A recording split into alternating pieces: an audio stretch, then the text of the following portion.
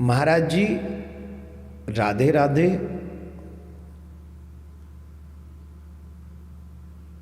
विधवा स्त्री क्या श्रृंगार कर सकती है? कृपा करके बताइए कि जो स्त्री विधवा है क्या वो श्रृंगार कर सकती है अथवा नहीं कर सकती है। ये प्रश्न बहुत बहुत महत्वपूर्ण है आधुनिक युग में, और इसका उत्तर देना एक थोड़ा सा कष्ट वाली बात है। कष्ट तो नहीं है, शास्त्र जो कहेंगे वही हम बोलेंगे, दीजिए जरा। लेकिन अगर नहीं बताएंगे तो गड़बड़ हो जाएगा, बताना बहुत जरूरी है। इसका वर्णन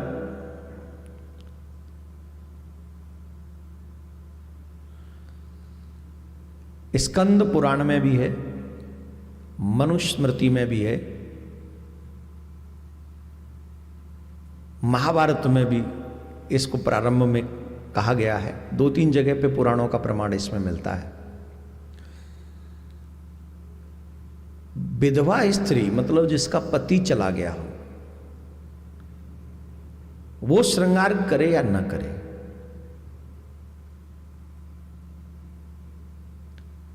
बहुत सावधानी पूर्वक की बात, और थोड़ा सा अच्छे से समझनी है। इसमें कोई ये मुझे ये ना कहा जाए कि स्त्रियों के विरोध में आप ये बात कर रहे हो, या ये ऐसा कुछ नहीं।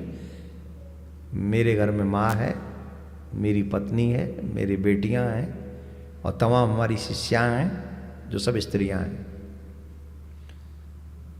आपने प्रश्न किया है इसलिए गलत उत्तर मैं यहां से नहीं दे सकता, पौराणिक उत्तर ही मुझे देना होगा। विधवा स्त्री को ज्यादा चमक दमक वाले वस्त्र नहीं पहनने चाहिए। विधवा स्त्री को बिछुए नहीं पहनने चाहिए। विधवा स्त्री को मंगलसूत्र नहीं पहनना चाहिए। विधवा स्त्री को सुहाग की चीजें नहीं पहननी चाहिए। तो कई लोग कहते हैं कि विधवा स्त्री,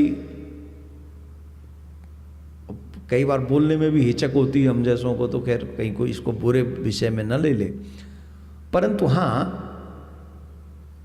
शरीर को स्वच्छ रखने के लिए ये जो छोटी मोटी वो नहीं, तो पहले तो कुछ अलग मुल्तानी मिट्टी वगैरह से इन सबसे पहले लोग वो उसका प्रयोग कर सकते हैं। घर में वस्त्र इत्यादि भी धारण कर सकते हैं अच्छे मीस, लेकिन वो जो ज्यादा चमक धमक वाले, ज्यादा वो सेंट वेंट नहीं छिड़कना चाहिए। अर्थात शरीर को स्वच्छ बनाए रखने के लिए जो जरूरत की चीजें हैं उनका प्रयोग वो कर सकते हैं। इसमें एक और चीज की बात मनाही की गई है, बाहरी लोगों से ज्यादा वार्तालाप नहीं करना चाहिए।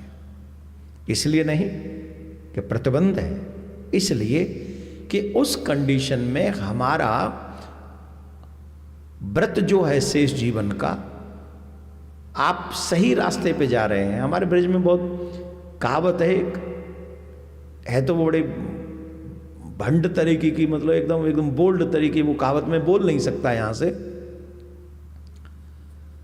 उसका अगर सही माने में मैं शब्द चुन के इसका आपको वो दूं आंसर, तो ये होगा कि हर विधवा स्त्री चाहती है कि इसका विधवत्व अच्छे ढंग से व्यतीत हो, पर दुष्ट जो समाज में दुष्ट प्रवृत्ति के लोग हैं वो उसे चैन से जीवन जीने नहीं देते।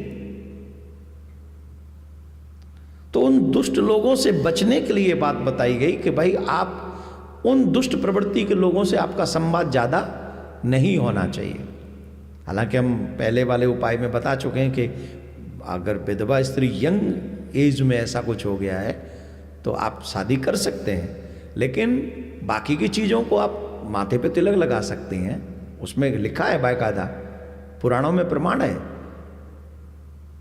आप तिलक लगा सकते हैं, आप तुलसी धारण कर सकते हैं, आप शरीर में स्वच्छता बनाने के लिए वो जो आजकल तो, पहले तो मुल्तानी मिट्टी वगैरह सब यूज करते थे, लेकिन बालों को भी स्वच्छ रख सकते हैं आप। क्रीम ब्रीम जो आजकल आती है उसमें क्रीम नहीं लिखा हुआ है, और कहीं कहो तो वो पुराणों में क्रीम कहाँ से आ गई, उसमें नहीं लिखा होगा। लेकिन अभी के शब्दों में अगर मुझे बोलना होगा तो शरीर में जैसे खुश्की हो जाती है ना, उसे मिटाने के लिए आप क्रीम वगैरह लगा सकते हैं, लेकिन आप लाली नहीं लगा सकते, आप काजल नहीं लगा सकते, आप मांग नहीं भर सकते, क्योंकि मांग तो सुहाग का चिन्ह है ना, चूड़ियाँ जो सुहाग का चिन्ह है। तो ये चीज़ें पुराणों में जो बताई गई हैं वो मैं आपको बता रहा हूँ। मैं आपको फोर्स नहीं कर रहा हूँ किसी को कि आपको हाय हाय रे मेरी बात माननी है, ऐसा प्लीज़ कुछ नहीं है। मर्यादा में रह के जीवन निकल जाए उसके लिए कुछ चीज़ें, नियम बताए गए हैं, फोर्स नहीं कहा गया आपको, तो वो आप कर सकती हैं। राधे राधे बोलना पड़ेगा।